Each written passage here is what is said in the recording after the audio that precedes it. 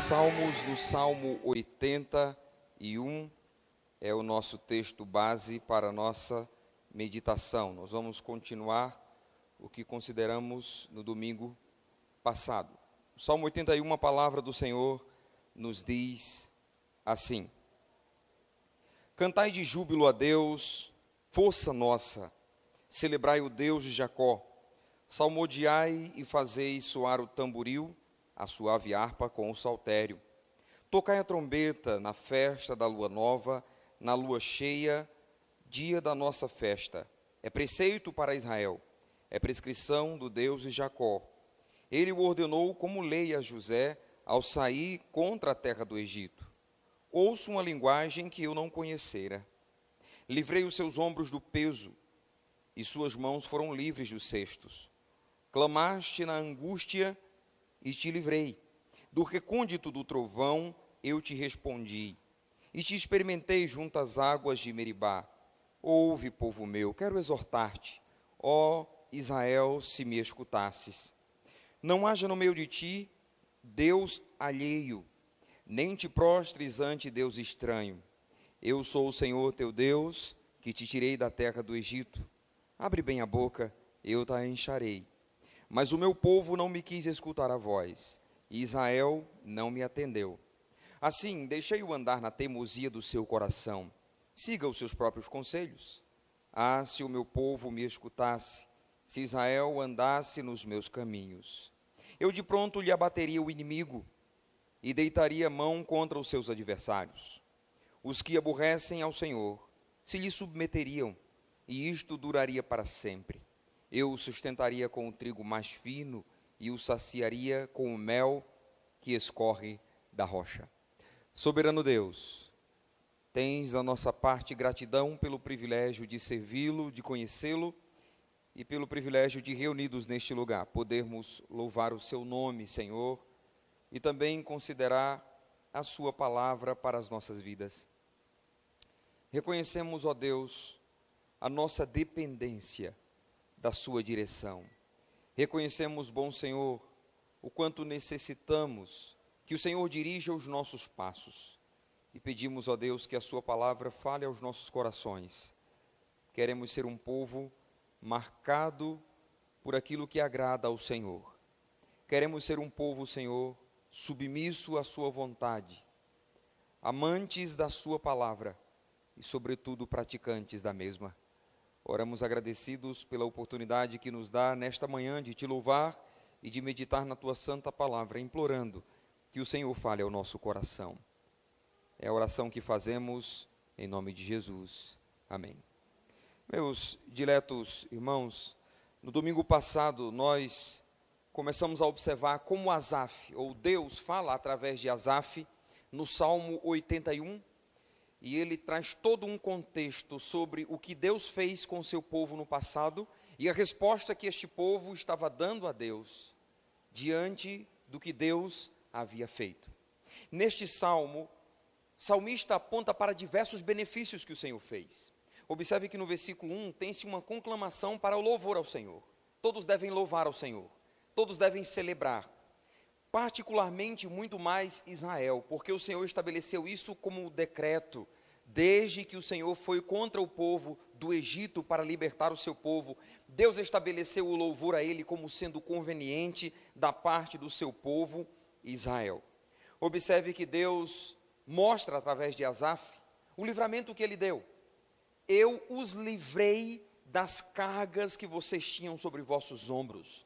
Eu livrei as mãos de vocês dos cestos pesados que vocês tinham, ou que vocês carregavam. Aqui é uma clara referência à situação de escravidão a qual o povo estava submetido quando no Egito. O salmista está descrevendo esse contexto de escravidão em que suas mãos estavam sempre carregadas, em que seus ombros estavam sempre carregados, de modo que eles foram conduzidos à aflição intensa. E tal aflição conduziu este povo a fazer o que todo servo de Deus deve fazer em meio à aflição: clamar ao Senhor. Este povo clamou, e Deus diz através de Asaf que eles não ficaram sem resposta. O Senhor respondeu o clamor deles, o Senhor falou com eles do meio de um trovão, fala da grandeza do Senhor, fala da sua soberania, inclinando os seus ouvidos para atender o clamor do seu povo. E lembre-se daquilo que Deus diz a Moisés, quando diz: desce para tirar o meu povo do Egito, porque eu tenho ouvido o seu clamor. Deus ouviu o clamor do seu povo. Ele disse: Moisés, eu tenho visto a aflição do meu povo, eu tenho visto a angústia que tem consumido o meu povo. Chegou o tempo de eu resgatá-los. Amados, a nossa aflição não é desconhecida do nosso Deus. A nossa angústia e o nosso clamor não é desconhecido ou não são desconhecidos da parte do nosso Deus. Os seus olhos estão sobre nós, e é um privilégio que nós temos da parte do Senhor pelo fato de sermos verdadeiros adoradores. Quando nós o adoramos em espírito e em verdade, os olhos do Senhor estão sobre nós. Deus vê a aflição, a condição que o seu povo estava na terra do Egito. O que ele faz? Ele estende a sua mão poderosa para livrá-los de tamanha opressão a qual estavam submetidos. Então, diante de tudo isso, a forma como o Senhor havia tirado o seu povo da terra do Egito, livrando-os da escravidão, a forma como o Senhor os provou, como o texto diz, junto às águas de Meribá, dando a eles prova de sua soberania e do seu cuidado, provendo água para saciar a sua sede. Deus estava mostrando que, pela sua bondade, haveria de guiar o seu povo até aquele lugar que ele havia prometido, uma terra que manava leite e mel. De modo que aquele povo já tinha mais do que experiência para fundamentar a sua fé, a sua confiança neste bom cuidado do Senhor.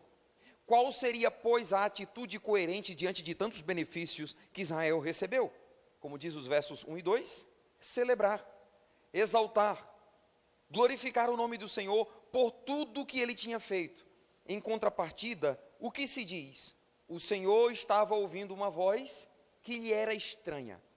Ao invés do louvor, ao invés da celebração, ao invés da honra, ao invés da correspondência com tantos benefícios, tem-se um povo tardio em ouvir a voz do Senhor. Este povo, em reconhecimento diante de tudo que recebera da parte do nosso bom Senhor, deveria exaltar, celebrar, cumprir, por aspecto de disponibilidade, essa gratidão em louvor, em adoração ao Senhor, diante de tudo o que havia recebido. Mas antes, o povo estava caminhando na desobediência. Uma marca deste povo era o ser tardio para ouvir o seu povo, ouvir a voz do Senhor para o seu povo. Olhe para o versículo 11. No versículo 11, Deus diz: o meu povo não me quis ouvir. No versículo anterior, Deus mesmo diz: eu tirei vocês do Egito. Se você voltar um pouco até o versículo 8, Deus diz: ouve, povo meu, eu quero exortar a vocês, me ouçam, me deem ouvidos. Mas no verso 11, Deus denuncia o seu povo de que ele não queria ouvir a voz do Senhor. E ele diz: Israel não me atendeu. Irmãos, Israel era um povo tardio para ouvir a voz do Senhor. E isso pode ser claramente observado nas entrelinhas de todo o Antigo Testamento. Como diversas vezes o Senhor enviou os seus profetas para comunicar o que era a vontade dele para o seu povo trilhar. Como diversas vezes, o texto até diz, começando desde a madrugada, o Senhor enviou profetas ao seu povo para mostrar o que era a vontade dele, para denunciar os seus erros, de modo que fossem corrigidos e voltassem à obediência ao Senhor. O próprio Jesus lamenta à vista de Jerusalém, dizendo: Jerusalém, Jerusalém, que apedrejas e matas os profetas que te foram enviados. Quantas vezes quis eu ajuntar-vos como uma galinha junta os seus pintinhos debaixo de suas asas, mas vocês não me deram ouvidos. Então, desde o Antigo Testamento até chegando no Novo Testamento, nós temos esse aspecto de desobediência marcando o povo de Israel, através da denúncia dos profetas. E o apóstolo Paulo, no Novo Testamento, é o que mais denuncia a dureza de coração do povo de Israel, sendo tardio em ouvir a voz do Senhor.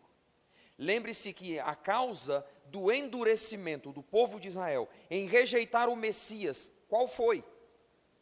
A causa foi a dureza do seu coração em não dar ouvidos à voz do Senhor. Por isso o Senhor endureceu o seu coração, cegou os seus olhos para que eles não entendessem. Pela dureza do seu próprio coração, e Paulo deixa isso bem claro em Romanos capítulo 9 até o capítulo 11, o apóstolo Paulo mostra como Deus, desde cedo, tentou trazer o seu povo à obediência, enviando profetas, usando a sua palavra, mas o povo era tardio em ouvir. Irmãos, a palavra traduzida nesse texto, ou a palavra hebraica traduzida por ouvir, ela tem ou vem do mesmo tronco da expressão traduzida por obediência. Então, quando as escrituras estão dizendo, ou quando Deus expressa esse lamento, ah, se o meu povo me ouvisse, é sinônimo de, ah, se o meu povo me obedecesse. Ouvir vai além do simples exercício de escutar. Ouvir, no contexto bíblico, se estende ao âmbito da prática. Eu ouço e eu pratico. Mas nós, como povo de Deus, nós temos essa tendência para sermos ouvintes e muitas vezes não praticantes. É fácil olharmos para o contexto do Antigo Testamento, é fácil constatarmos na história do povo de Israel seus muitos desvios quanto à obediência ao que Deus estabeleceu. E muitas vezes esquecemos de fazer a ponte, de traçar um paralelo, a colocar nossa vida neste paralelo e entendermos que não somos muito diferentes de Israel no que diz respeito ao aspecto da obediência. Parece que quando lemos o Antigo Testamento, nós temos aquela ideia de que nós seríamos diferentes daquele povo. Temos aquela ideia de, não somos tão desobedientes assim. O problema é que a nossa peneira possui um crivo muito alargado. E então passa muita coisa que nós não consideramos como sendo desobediência. E por causa desse crivo alargado na nossa peneira da obediência, nós não conseguimos fazer esta ponte entre as desobediências do povo de Deus no Antigo Testamento e as nossas próprias desobediências no aspecto contemporâneo da nossa vida na atualidade. Observe que por causa da desobediência de Israel, por não ouvirem a voz do Senhor, o versículo 12 diz que o Senhor os entregou à teimosia do seu próprio coração.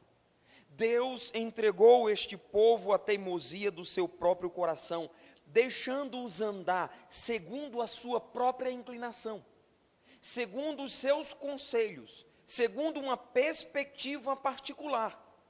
Mas como já temos aprendido nas quartas-feiras, a declaração do profeta Jeremias, em Jeremias 10, verso 23, bem sei, ó Deus, que não cabe ao homem o estabelecer os seus caminhos, nem ao que caminha dirigir os seus passos. Deus não deu ao homem liberdade para estabelecer os seus próprios caminhos, de modo que esses caminhos encontrem correspondência no que seja a vontade do Senhor.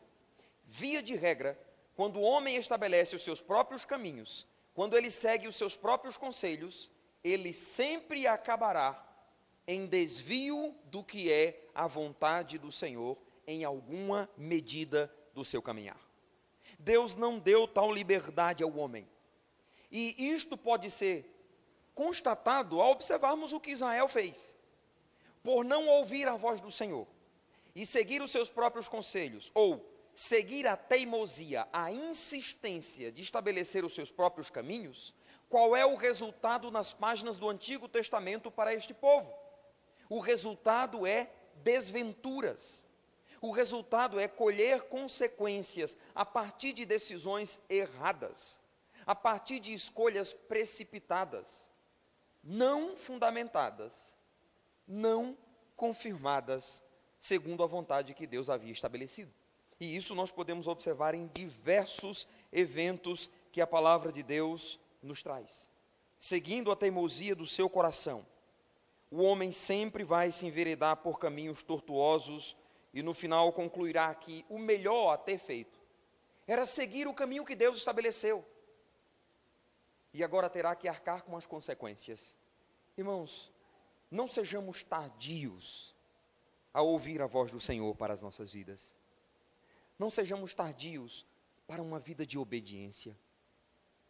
Eu e você não precisamos ouvir tantas vezes mensagens que falem acerca de determinados erros que nós estamos cometendo, para podermos endireitar os nossos caminhos na presença do Senhor. Não precisamos ser chamados a atenção tantas vezes. Por quê? Porque isto é sinônimo de ser tardio para ouvir a voz do Senhor. Não é preciso muito esforço para nós constatarmos o que acontece com Israel decorrente desta atitude do seu coração, de não ouvir a voz do Senhor. Quantas vezes Israel sucumbiu em meio a aflições? Quantas vezes Israel sucumbiu em meio a desventuras por não ouvir a voz do Senhor? Quantas vezes Israel teve que fugir diante dos seus adversários? Quantas vezes teve que fugir diante dos seus inimigos? Por quê? Por não ouvir a voz do Senhor. E isto fica claramente evidente. Quantas vezes este povo, por não consultar a vontade do Senhor e fazer o que lhe era próprio, ficou frustrado, decepcionado, para só então consultar a Deus depois da sua desobediência. Irmãos, por vezes nós somos assim, tardios para escutar a voz do Senhor. E quando suportamos certas aflições, é que corremos aos pés do Senhor para dizer: Senhor, ajuda-me, estende a sua mão, porque isso está acontecendo na minha vida, porque isso está acontecendo comigo. Ora, a resposta silenciosa de Deus é: você não quis ouvir a minha voz. E não vamos ficar voando em conjecturas. Eu não quero deixar você voando em conjecturas, eu quero ser direto, apontando exemplos práticos. Por vezes é na administração das nossas finanças, é na falta de contentamento, é na falta de direcionamento bíblico para a educação dos filhos, é na falta de um comportamento adequado da parte de uma esposa ou da parte de um esposo, que vai culminar no fim de um casamento, que vai culminar em um adolescente rebelde, em um jovem distante do Senhor, que vai culminar em vidas endividadas pela má administração dos recursos que Deus nos tem dado. Tudo isso por quê? Por não seguirmos a voz dele para as nossas vidas. Então estabelecemos planos, caminhos, não firmados na palavra do Senhor. Qual será o resultado?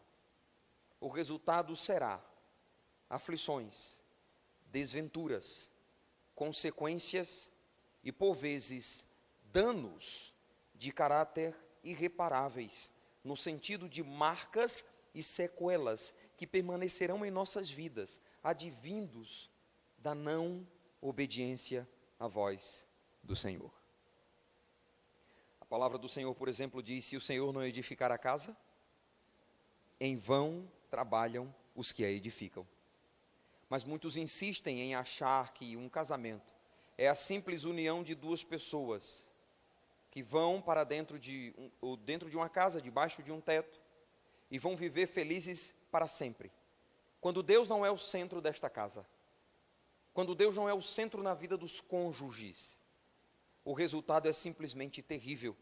Daí a frustração de muitos chegarem a concluir: para que eu inventei de casar? Ou alguns olharem para os filhos e dizer: a única coisa boa do meu casamento são esses filhos que eu tenho. Frustração. Por quê? Porque o casamento não foi estabelecido a partir da vontade do Senhor. Irmãos, deixe-me dizer o seguinte: observa para os termos de lamento na expressão que o salmista usa, inspirado por Deus. Ó, se Israel me escutasse. Ó, se Israel me ouvisse. Irmãos, se tem algo que fica claro em todo o Antigo Testamento, no relacionamento de Deus com o seu povo, é que Deus condiciona suas bênçãos à obediência. Já parou para pensar nisso? No relacionamento de Deus com o seu povo, nas entrelinhas de todo o Antigo Testamento, Deus condiciona suas bênçãos à obediência. Centenas de vezes Deus exorta o seu povo à obediência, e por isso Ele promete abençoá-los. Deus promete bênçãos para o seu povo, se assim o fizesse, se desse ouvidos à sua voz. Deus prometeu isso, por exemplo, em Deuteronômio 28, pouco antes de o povo entrar na terra prometida. Deus instrui o seu povo dizendo: será, pois, que se ouvirdes a voz do Senhor teu Deus, tendo cuidado de observar tudo quanto está escrito no livro desta lei, estas bênçãos virão sobre ti e te alcançarão. A ideia é, as bênçãos correriam atrás deles. Eles seriam alcançados com as bênçãos do Senhor. Essas bênçãos virão sobre vocês, vão alcançar vocês. Quando? Quando vocês obedecerem à minha voz. Quando vocês tiverem cuidado para observar tudo quanto eu tenho estabelecido para vocês caminharem. E aí Deus dirige uma série de bênçãos para o seu povo. Ele diz: feliz serás na cidade, feliz serás no campo. Bendito será o fruto do teu ventre, bendito o fruto da tua amassadeira. Os teus celeiros estarão fartos. Tu serás cabeça e jamais cauda. Vocês vão emprestar e não pedir emprestado. Deus condiciona suas bênçãos à atitude de obediência da parte do seu povo. Em contrapartida, o contrário também está neste mesmo texto de Deuteronômio 28. Será, pois, que, se não ouvirdes a voz do Senhor teu Deus, tendo cuidado de guardar tudo quanto está prescrito no livro desta lei, estas maldições, desventuras, virão sobre vós e vos alcançarão. E então dirige aquela série, se ali era bênção, agora maldições. O povo teria perdido a prosperidade que Deus daria para a sua terra, para o seu campo, onde eles chegassem. Por quê? Porque andaram em desobediência. Assim, o contrário também é verdadeiro. Há maldições advindas da desobediência. E esse contraste pode ser visto nas entrelinhas desse salmo, no Salmo 81. Observe que Deus lamenta dizendo: ó, se Israel me ouvisse. Ou seja, se desse atenção à minha voz, se obedecesse. Se Israel andasse segundo os caminhos que eu tenho estabelecido para eles. Esses termos em lamento da parte do nosso Deus, irmãos, é que Deus sabe que estava disposto a fazer por Israel. Deus sabe o que está disposto para fazer a favor do seu povo, se o seu povo obedecesse. Daí o lamento. A ideia é: Israel, você não sabe o que eu tenho preparado, caso você obedeça a minha voz. Deus sabe de que tem bênçãos separadas para o seu povo. Em contrapartida, Deus também sabe das desventuras que teriam de suportar em decorrência de sua desobediência. Ah, se Israel me escutasse, por não ouvir, haveria consequências terríveis. Irmãos, Deus não tem prazer nas desventuras dos seus servos. Qual é o pai que tem prazer na frustração do seu filho? Qual é? Todos nós queremos que os nossos filhos sejam abençoados, sejam felizes, tenham prazer. Deus, muito mais. O próprio Jesus diz: se vós que sois maus, sabeis dar boas dádivas aos vossos filhos, o que dirá do vosso Pai Celestial? Porventura ele vai dar uma pedra no lugar de um pão? Ou ele vai dar uma cobra no lugar de um peixe? Se nós que somos maus, sabemos dar boas dádivas aos nossos filhos, dirá o nosso Pai Celestial que nele não há malícia, nele não há maldade, ele é bondoso. Deus não tem prazer nas desventuras dos seus filhos. Não significa que esses não passem por desventuras. Primeiro, desventuras podem ser a clara consequência do não ouvir a sua voz. Segundo, que desventuras, por vezes, se constituem instrumentos da parte de Deus para chamar a nossa atenção e trazer-nos à obediência. Não é isso que o salmista diz no Salmo 119? Ele diz: antes de ser afligido, eu andava errado, mas agora eu guardo a sua palavra. Ele diz: foi bom ter eu passado pela aflição, para que eu aprendesse os teus decretos. Eu já tenho observado pessoas se renderem a Cristo Jesus, pessoas se chegarem à igreja depois de suportarem aflições, porque seus corações se tornam mais susceptíveis à mensagem do Evangelho, porque não encontram forças em si e têm esperança de encontrarem na palavra.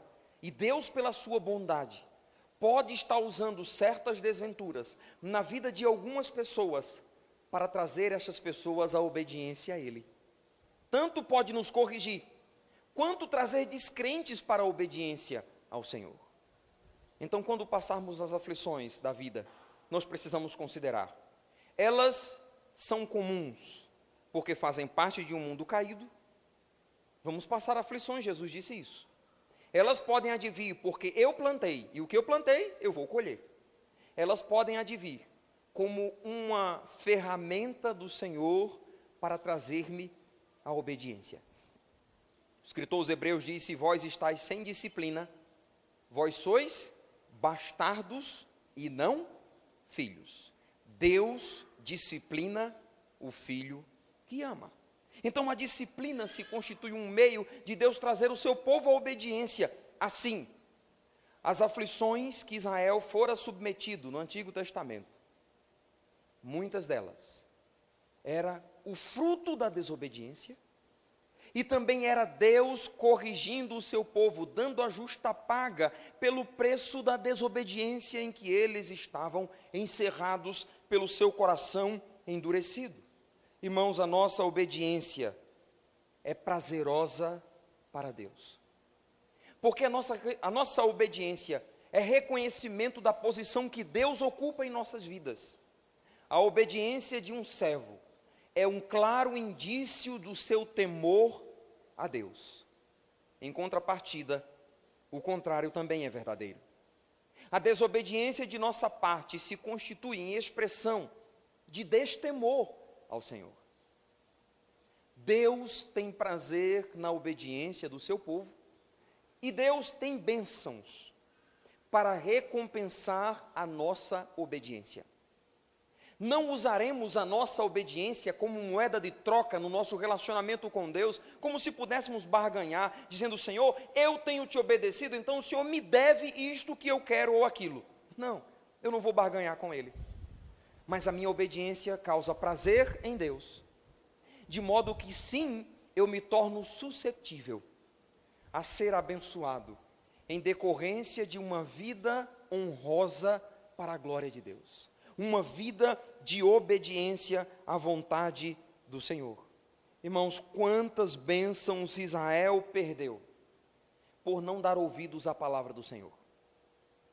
Quantos foram mortos como justa paga da desobediência? Olhe no livro de Números. Quantos pereceram por não ouvirem a voz do Senhor? Porque a desobediência da nossa parte causa repulsa, ira em Deus. A bênção é, como diz o salmista no Salmo 32, não passa de um momento a sua ira. O seu favor dura a vida inteira. Não fosse isso, seríamos de todo consumidos. Mas a graça do Senhor sobre nossas vidas é o que nos sustenta. Mas eu fico pensando, quantas bênçãos deixamos de receber, em decorrência da nossa desobediência a Deus, por não estarmos honrando o que Ele estabeleceu para as nossas vidas.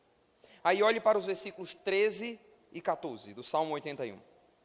Nos versos 13 e 14 diz: ah, se o meu povo me escutasse, se Israel andasse nos meus caminhos. A gente está estudando na quarta-feira os caminhos do Senhor para as nossas vidas. O caminho da leitura bíblica, o caminho da oração, o caminho do contentamento, o caminho da comunhão, o caminho da congregação, o caminho do serviço, e muitos outros caminhos nós temos para considerar nas nossas quartas-feiras. Ah, se Israel ouvisse os meus caminhos, ouvisse a minha voz e andasse nos meus caminhos, naquilo que eu tenho estabelecido para ele. Aí olha o que Deus diz no versículo 14. Eu de pronto lhe abateria o inimigo e deitaria mão contra os seus adversários. Lembre-se que no contexto do Antigo Testamento, temos Deus separando um povo para si, dentre todos os demais povos da terra.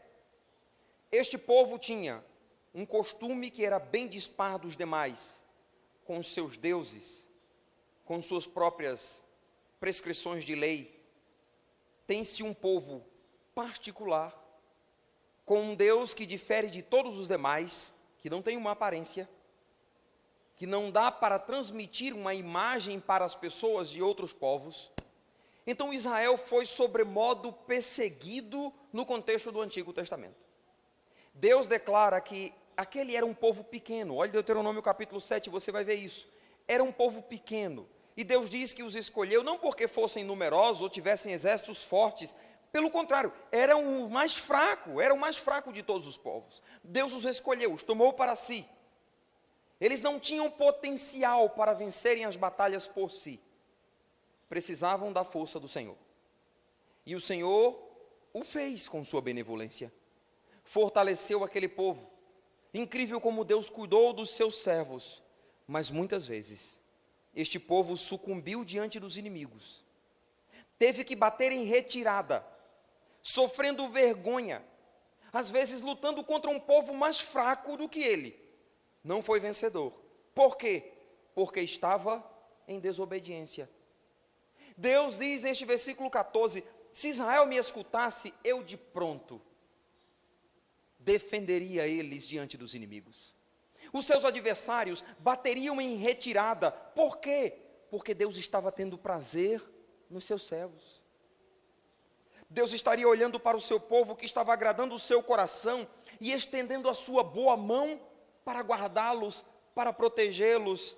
Amados, Deus estaria pronto para livrá-los das mãos do inimigo. Irmãos, a obediência ao Senhor traz livramento. A obediência ao Senhor traz livramento. Deus promete guardar o seu povo e teria disponibilidade para fazer isto. Eu já estaria pronto para livrá-los. Mas porque este povo estava em desobediência, o que Deus muitas vezes fez? Os entregou nas mãos dos seus inimigos. Por que Israel foi levado cativo pela Síria? Por que Judá foi levado cativo para a Babilônia? Por quê? Pela sua desobediência.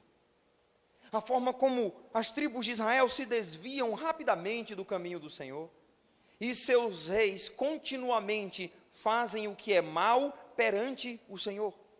Veio um povo, a Assíria, e arrebatou-os, levando ao cativeiro. Você acha que Deus tinha prazer nisso? Mas era a consequência da sua desobediência. Deus disse, quando vocês chegarem na terra, guardem o ano sabático. O povo não guardou. Se vocês não guardarem, eu enviarei um povo para arrebatá-los da terra, e a terra repousará todos os dias os seus sábados. Deus envia Nabucodonosor, 1, 2, 3 deportações, coloca fogo em Jerusalém e destrói o templo, leva o povo cativo para a Babilônia, onde fica 70 anos subjugado. Por quê? Como paga da sua desobediência. Irmãos, de Deus não se zomba. Com Deus não se brinca. Há desventuras que nós enfrentamos ou enfrentaremos, decorrentes da nossa desobediência. Nós precisamos prestar atenção. Como estamos caminhando? Que escolhas estamos fazendo? Como estamos vivendo segundo o Senhor tem estabelecido na sua palavra? Sabe uma marca que agora caracteriza nossas vidas em Cristo?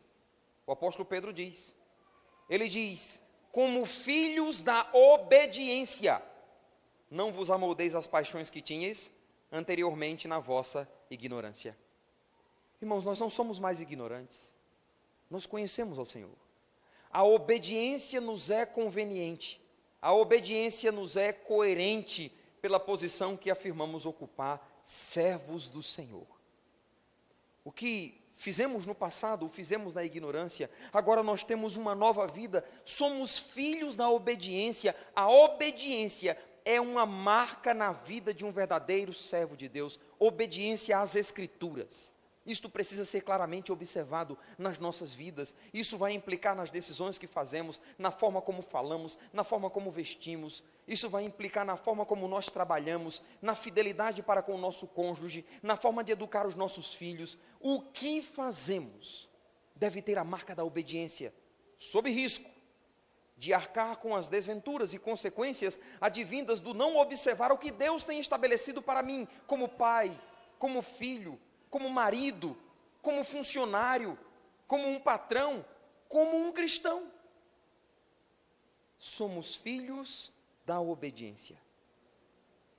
Quantos têm sofrido as duras penas amargas, fruto de atitudes inconsequentes, que claramente expressavam desobediência ao Senhor?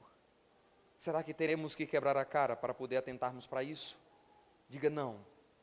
Ó Senhor, eu não quero desfrutar do fruto da desobediência. Eu quero viver antes, tendo a tua disponibilidade para derramar as suas bênçãos sobre a minha vida. No versículo 15 diz: os que aborrecem ao Senhor se lhe submeteriam, e isto duraria para sempre. Deus diz que aqueles que o aborreciam haveriam de se submeter a Ele. Quando? Se Israel ouvisse a sua voz. Amados, há bênçãos decorrentes da obediência. Eles não teriam do que se preocupar, porque não seria pela força deles a submissão destes, mas pelo trabalhar do Senhor, de modo a seguirem a Ele. No verso 16, Deus promete providência. Eu os sustentaria com o trigo mais fino, e os saciaria com o mel que escorre da rocha. Isto é sinônimo de prosperidade. Um pão de mel aqui, né? Trigo mais fino, e mel que escorre da rocha. Mel puro. Eu daria a eles o melhor. Deus tem prazer em abençoar o seu povo, em providenciar o que é o melhor para os seus servos. É pena que na desconfiança de nossa parte, de acharmos que o que temos ou seremos é fruto do nosso mero esforço particular, nós muitas vezes desfrutamos de migalhas que caem da mesa e perdemos do banquete que Deus tem preparado para nós. Isso se chama mediocridade. Queremos nos adiantar, queremos dar o nosso jeitinho. Deixa eu conseguir esse jeitinho. Eu quero uma promoção, mas eu vou fazer alguma coisa que talvez nem lícita é. Eu vou usar o meu aspecto persuasivo para conquistar isso. Eu vou usar a bajulação para um ou para com o outro. Eu vou confiar neste político para garantir um bom lugar para eu trabalhar o ano que vem.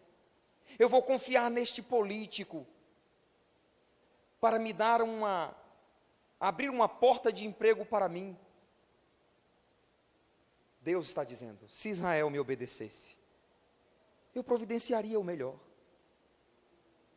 E então, quando nós insistimos nisso, aí Deus, sim, usa isso. Usa um político, outra pessoa, usa a bajulação, usa essas coisas. E às vezes o crente está contente com isso. Eu tenho isto, estou garantido por 4 anos. E Deus está olhando e dizendo: filho, filha, eu teria muito melhor para dar a você, se você obedecesse. E o que é a obediência nesse aspecto? A confiança de que há um Deus no céu, que não quer que você deposite confiança no homem. não haja entre vós, diz neste salmo, Deus estranho. Não confia em outras coisas. Não estabelece ídolos no seu coração. Eu de pronto lhe atenderia. Eu os saciaria. Eu os sustentaria não com qualquer trigo, mas com o trigo mais fino, porque Deus tem sempre o melhor para os seus servos. Chega de migalhas. Chega de ansiar por migalhas. Senhor, dá-me o seu trigo mais fino, porque eu quero viver honrando ao Senhor em obediência. Eu sustentaria e saciaria com mel que escorre da rocha. Deus tem o melhor para as nossas vidas. Desfrutaremos o melhor de Deus quando dermos o nosso melhor para Ele. Olhe comigo para Isaías capítulo 1. Isaías capítulo 1.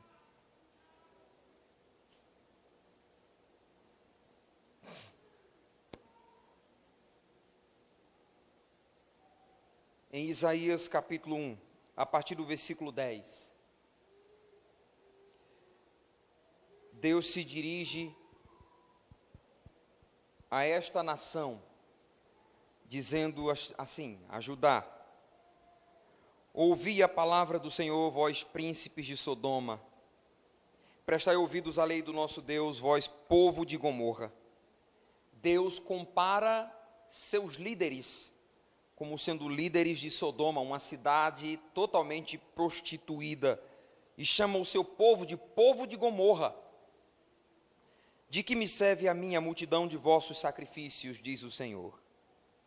Estou farto dos holocaustos de carneiros e da gordura de animais cevados, e não me agrado do sangue de novilhos, nem de cordeiros, nem de bodes.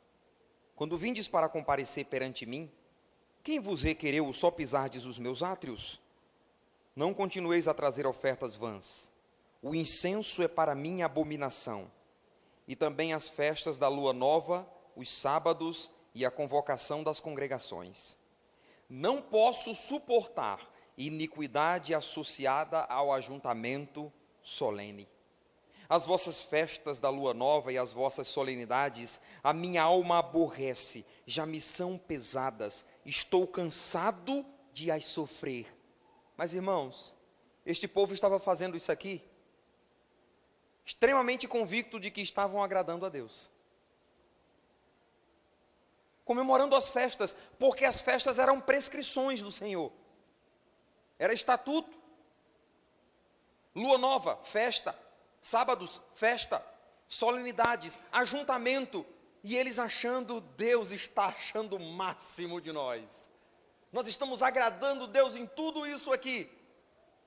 Deus está dizendo, minha alma tem fastio. Minha alma tem ojeriza. Minha alma tem aversão a isso que vocês estão me oferecendo. Por quê? Porque eu não posso aceitar iniquidade associada ao ajuntamento solene. Quem vos requereu o só pisardes os meus átrios da forma como vocês estão pisando? Mas o que regia a ideologia destes sacrifícios e festas era o seguinte: Deus se agrada de sacrifícios. Deus se agrada de festas. Vamos fazer sacrifício e vamos fazer festas. E Deus já está satisfeito. O que é isso? Mediocridade. Não estavam atentando para o que era a essência do sacrifício e das festas. Consagração a Deus. Deus diz para este povo, ou já havia dito, antes importa obedecer do que sacrificar. Deus não tem mais prazer na gordura de carneiro ou no sangue de animais do que se obedeça a sua palavra. Não foi isso que Deus disse a Samuel com respeito a Saul? Ou Deus diz através de Samuel com respeito a Saul? Importa obedecer do que sacrificar. Irmãos, não nos é estranho este contexto de pessoas imaginando que o que é agradar a Deus é ser dizimista fiel. O que era agradar a Deus? É estar aqui pelo menos todo domingo, batendo o cartão da religiosidade semanal. E por vezes ter uma semana inteira distante de Deus. Então chegou o domingo, fiz a minha parte e agradei a Deus. Agradou? Siga o texto comigo. Verso 15. Pelo que quando estendeis as mãos, escondo de vós o rosto.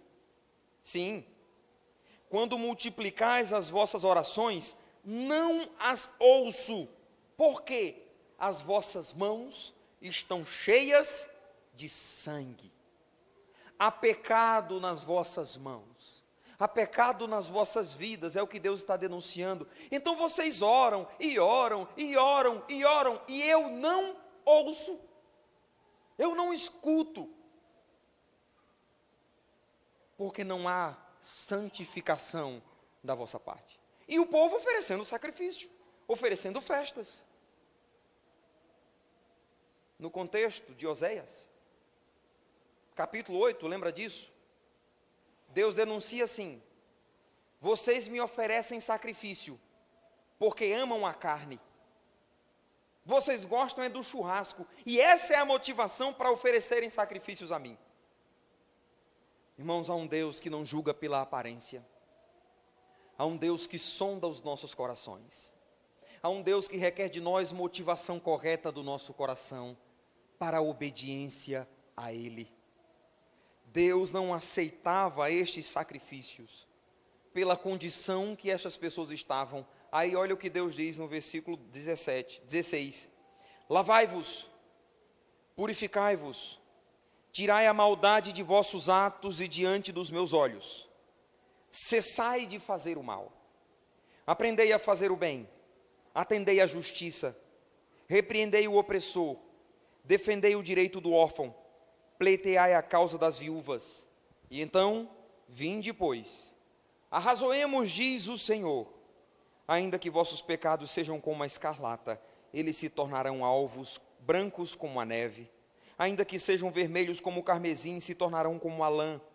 Se quiserdes, e o que, irmãos? Se quiserdes, e me ouvirdes, o que é que vai acontecer com eles? Comereis o melhor desta terra. Deus condiciona suas bênçãos à vida de obediência.